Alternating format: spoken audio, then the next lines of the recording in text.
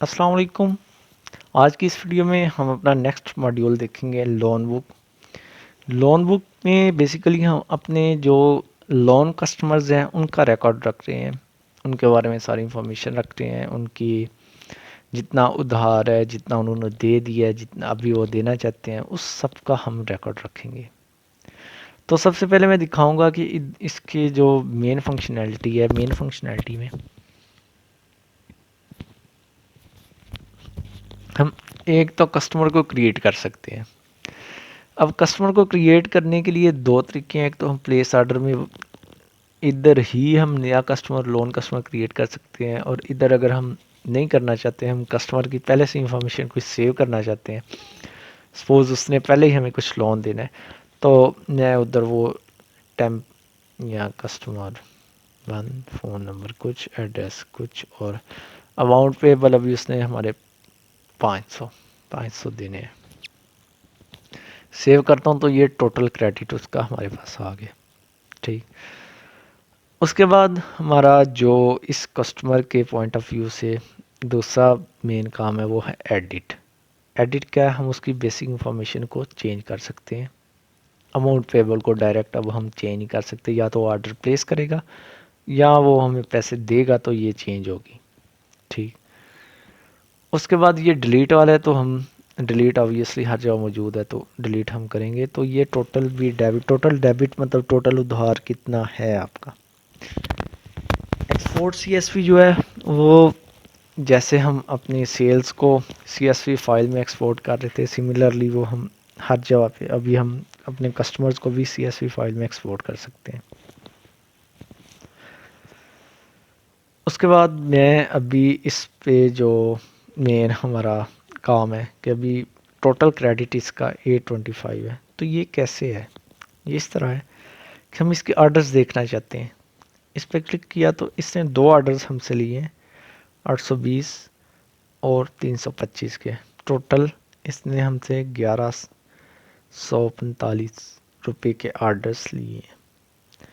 मैं अभी इसकी डिटेल को देखता हूँ तो इसका लोन है हमारे पास 700 और इसका लोन है हमारे पास 125।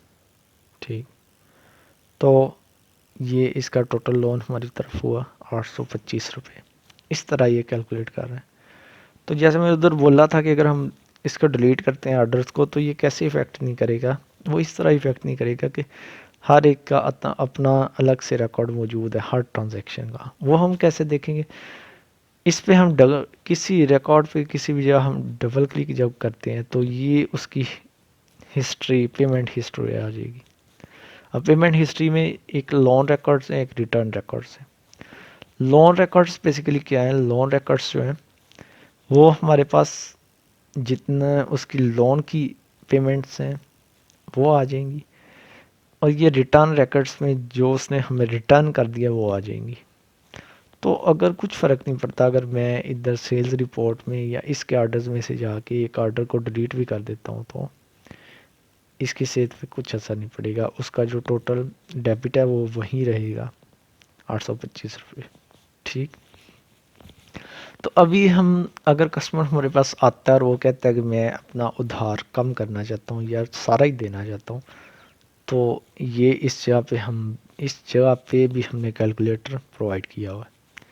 इधर क्या करना है आपने, ये उसने जितनी कैश हमें दी वो हम दे रहे हैं 900, उसमें से वो सिर्फ 200 हमें देना चाहता है। चले, पाकिस्तान में तो 900 का नोट नहीं होता, 1000 का ही होता है, वो हम दे देते हैं। और अभी हम उसे चेंज वापस दे देंगे 800, रिमेनिंग अमाउंट उसकी 625 रुपये फिर उधार रह जाएगी, मतलब 200 कम हो गया। मैं इसे अपडेट करता हूँ तो वो साथ ही अपडेट हो जाएगा, टोटल डेबिट अमाउंट भी अपडेट हो जाएगी। और फिर मैं इसकी जो पेमेंट हिस्ट्री है उस पे जाता हूँ तो फिर हम देखते हैं कि उधर ये एक हिस्ट्री में एक पेमेंट ऐड हो गई है।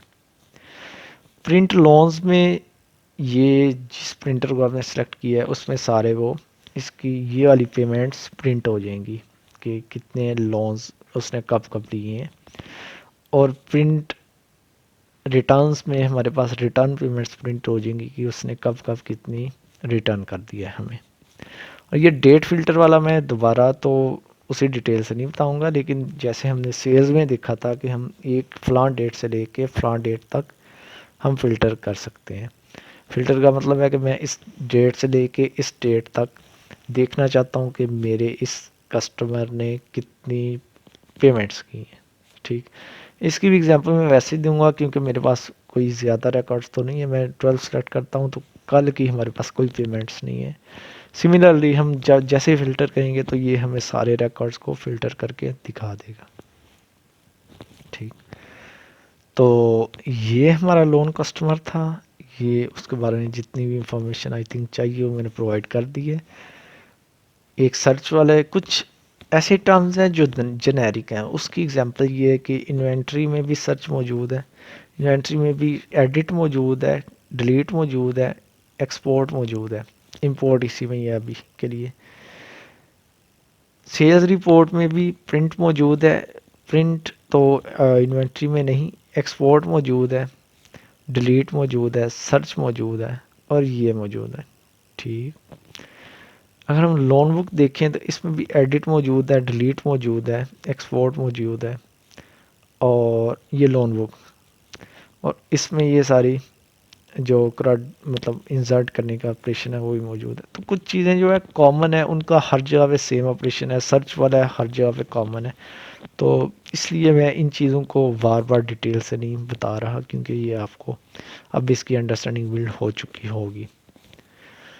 तो अभी के लिए इतना ही। लोन बुक के सारा कवर हो गया, हमारी सेल्स रिपोर्ट भी कवर हो चुकी है, हमारा प्लेस ऑर्डर भी कवर हो चुका है। तो अभी हम नेक्स्ट वीडियो में क्या करेंगे, नेक्स्ट वीडियो में हम अब स्टाफ यूज़र से लॉगिन करेंगे और हम देखेंगे कि इस यूज़र में और स्टाफ यूज़र में क्या डिफरेंस है।